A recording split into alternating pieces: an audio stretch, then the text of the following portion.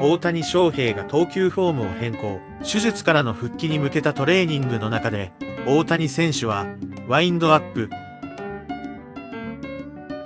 からの投球を試験的に導入。これまでのセットポジションからの投球ではなく、新たなリズムとエネルギーを生み出す狙いがあるとのこと。そして佐々木朗希も進化中。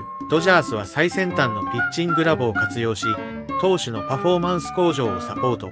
佐々木選手は、最新のトラッキング技術を使用しながらブルペン投球を行い、近日中にホワイトソックスとの試合で登板予定です。その他にも、トニー、ゴンソリンやダスティン、ウェイのリハビリ状況、開幕戦に向けた投手ローテーションの影響、さらには山本の適応力向上、など、興味深い情報が多数報じられました。そこで今回は、MLB が報じた大谷翔平のワインドアップ投球、佐々木朗希の進化、そしてドジャースの最新投手戦略について、実際の映像を翻訳してお届けしたいと思います。それでは、行ってみましょう。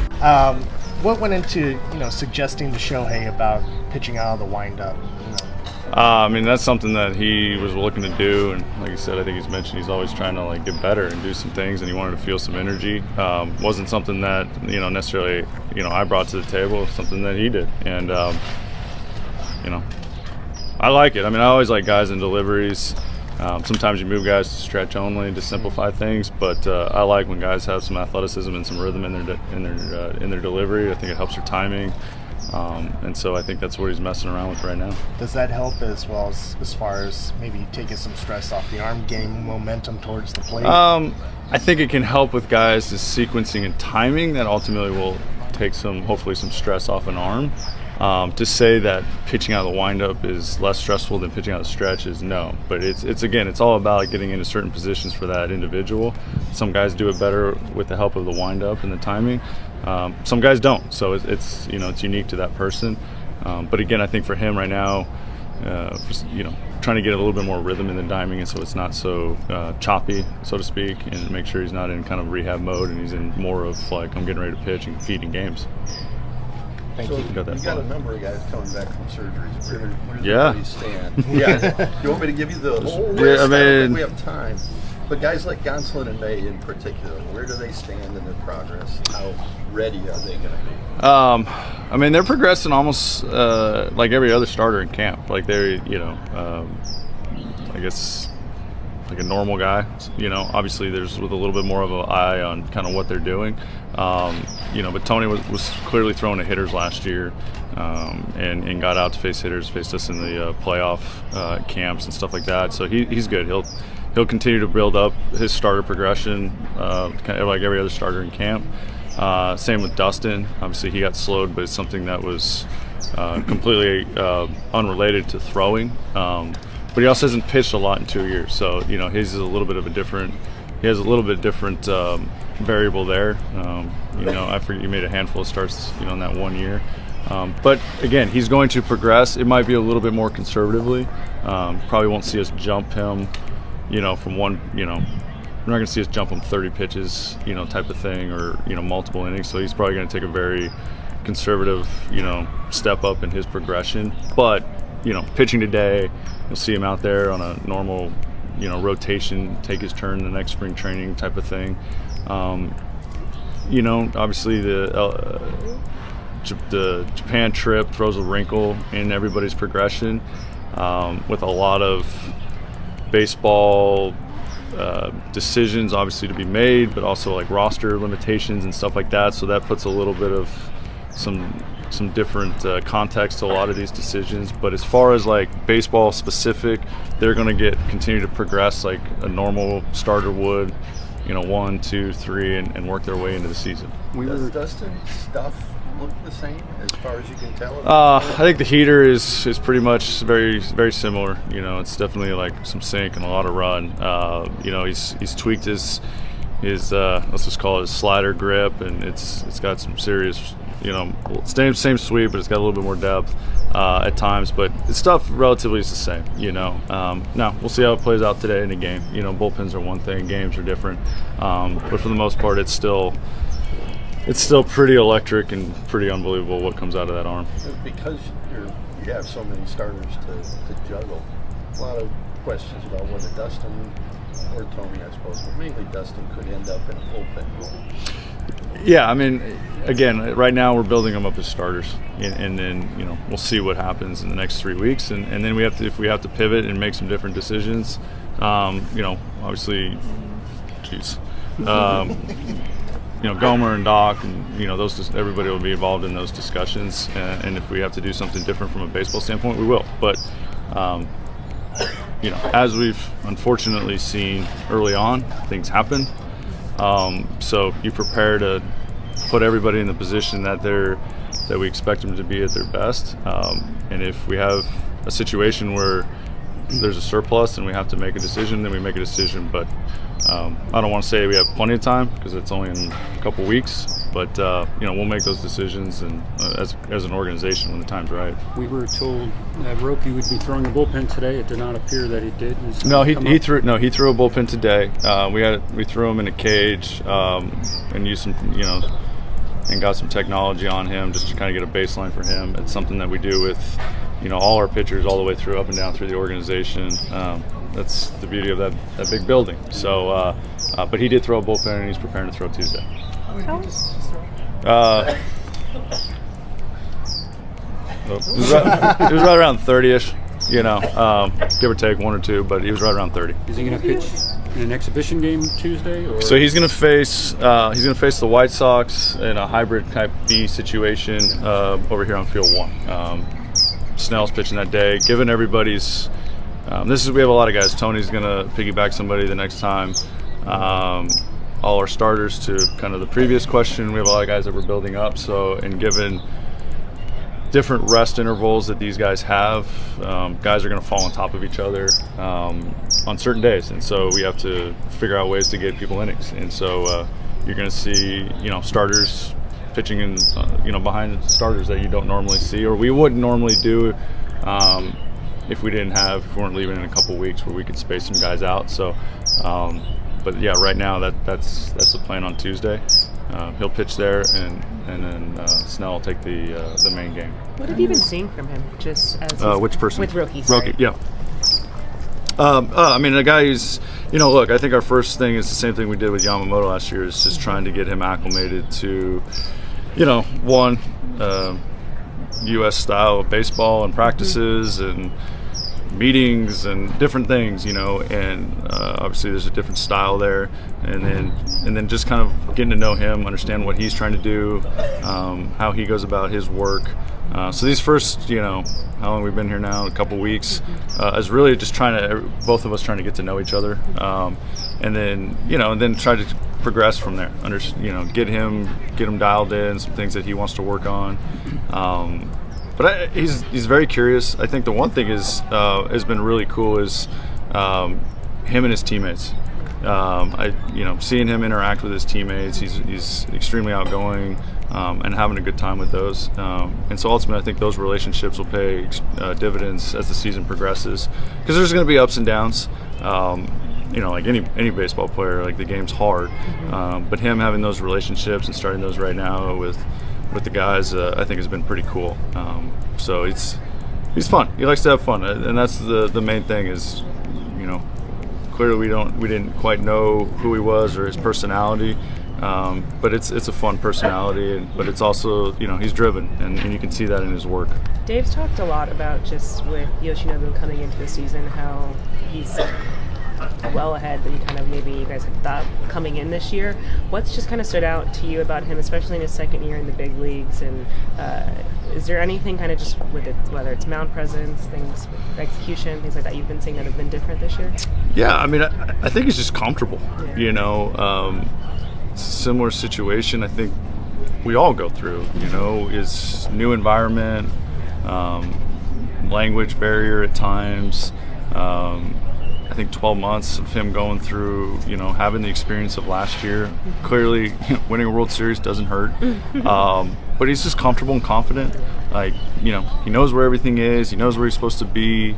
So I think he's just comfortable. He's relaxed. He's getting his work in. He looks great. So that's really the difference. Where you could tell last year, there's some uncertainty, as there should be.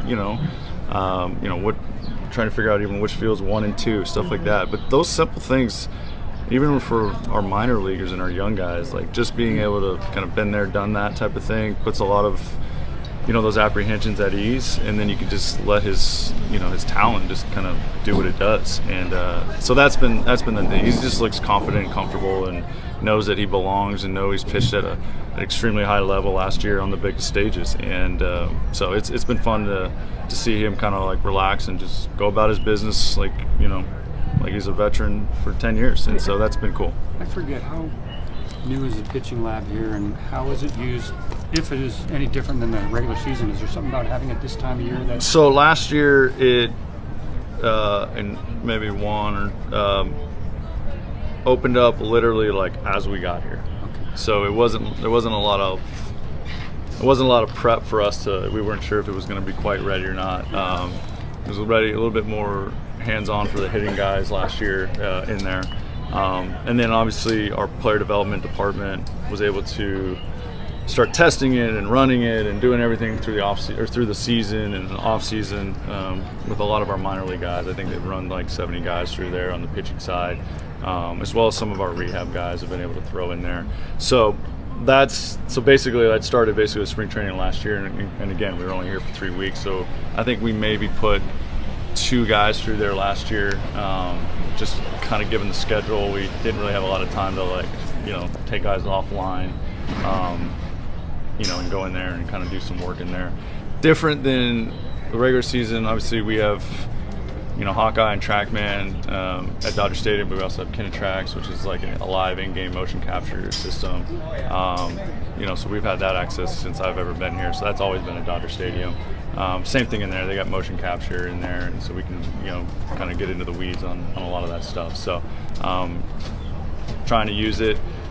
I think if I was to be honest, I think probably next year, where we'll have a normal spring training, I think we will see more of our big league guys kind of go in there. It's one of those things where you got to have to schedule it out to like pull guys kind of like out of the normal progression and pull them out there and get some work in, and then you kind of put them back in. And when you got a short camp, it's not as feasible sometimes.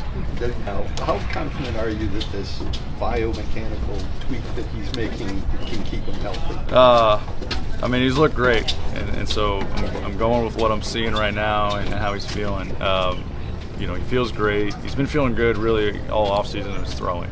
So unfortunately, we will not know. Time will tell, and workload and all that stuff. But he feels good, and I think that's all you can kind of go off of right now.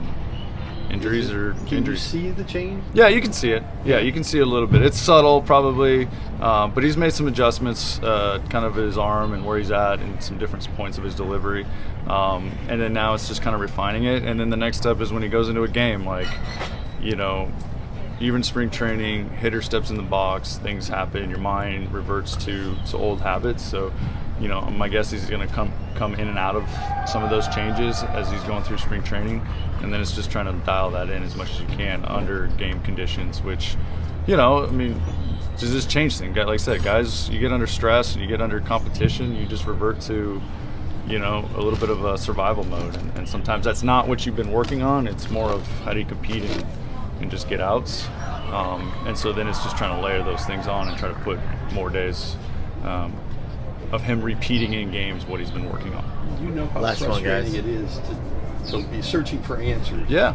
Do you see him going through that process there? I think it's a healthy curiosity. Yeah, I think he's looking for. I don't think he's frustrated. I think he was frustrated at the way it ended last year, more so because he missed out on being able to be competing on the field and helping us win games.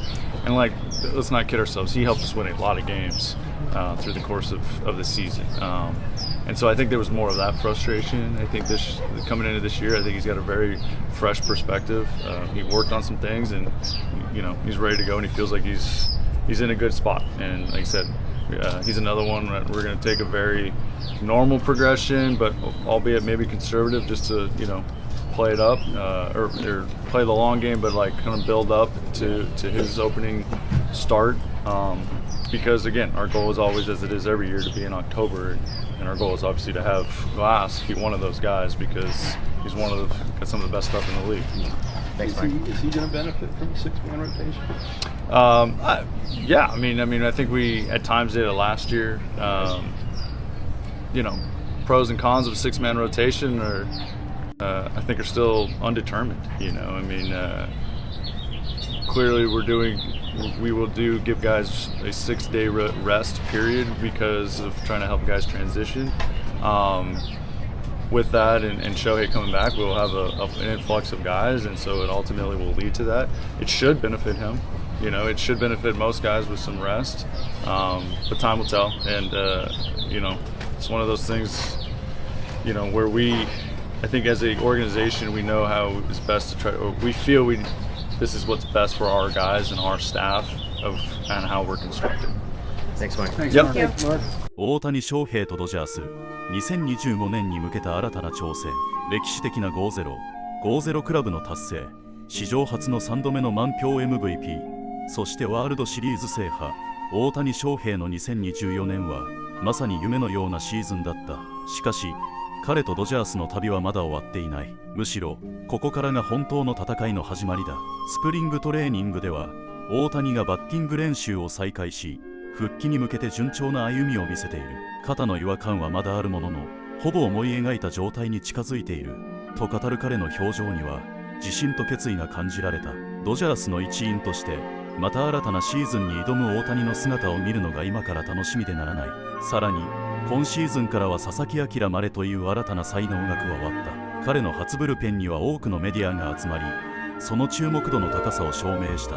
初日は思うように投げられなかったとしながらも、分厚い才能とメジャーへの適応力の高さを見せつけた佐々木。ドジャースのピッチングコーチ陣、そして大谷、山本といった日本人エースたちのサポートを受けながら、彼がどのように成長していくのか期待が高まるばかりだ。そしてブレイク・スネルも新たにドジャースに加わり、ワールドシリーズ連覇を狙うチームにさらなる厚みをもたらす。私は殿堂入りを狙っていると語るスネルの野心と、クレイトン・カーショーのそばで学びたいという姿勢はまさに本気度マックス。彼がドジャースのユニフォームを着てマウンドに立つ日が待ち遠しい。もちろん昨年のワールドシリーズでチームを支えたキケ・ヘルナンデスやブレイクと来年も再びチームに合流し、2025年のドジャースはさらに盤石な体制に。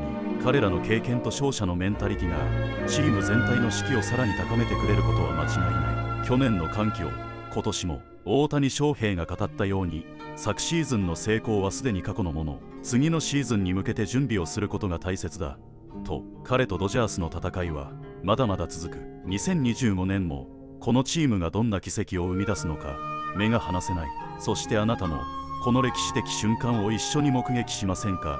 ドジャースのシーズンを追いかけ、大谷翔平や佐々木朗まで、スネル、そして全選手たちの活躍を見届けよう。このチャンネルをフォローして最新情報をお見逃しなく。あなたのコメントも大歓迎。